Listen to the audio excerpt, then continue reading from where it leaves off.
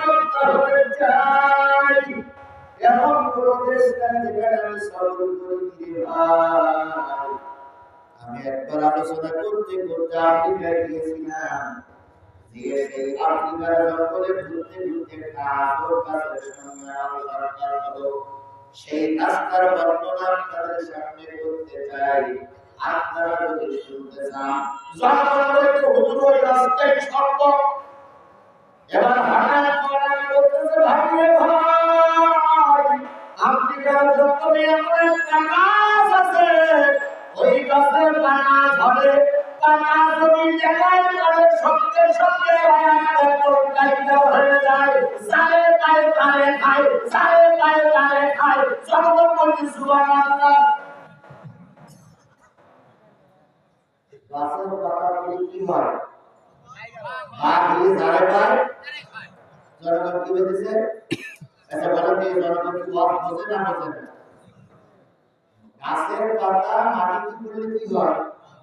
আর এইভাবে যারা গায়ে খায় জনগণ বলতে সুবহানাল্লাহ।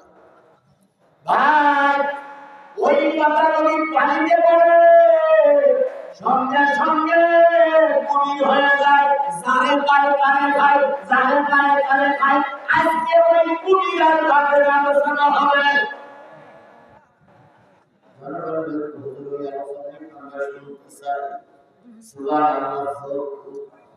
হঠাৎ করে মুরব্বী যেমন খুঁটির গায়ে হেলানে বসে আছে, ওই রকম বড় বক্তা আসলে একজন হযরত মাওলানা খুঁটির গায়ে হেলান দিয়ে নিচে বসে শুনতে গেছে।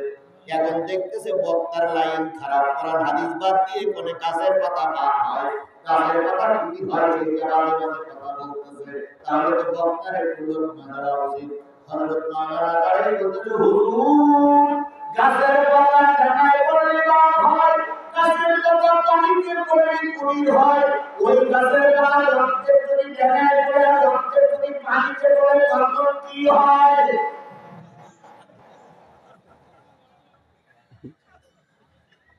সভাপতি বলতেছে আপনারা তো বলেন না ওই জায়গাটা লোকমান আছে। ওয়াকিল তাওয়ানা আলহামদুলিল্লাহি রাব্বিল আলামিন। যদি আল্লাহ বাঁচাইয়া কানে রসুলাম হবে আর মানে হঠাৎ মাওলানা পুলিশ হযরত মাওলানা করে বাইরে হয়ে মঞ্চের থেকে বিদায় নিয়ে চলে যেতে হয়। এরকম হবে না।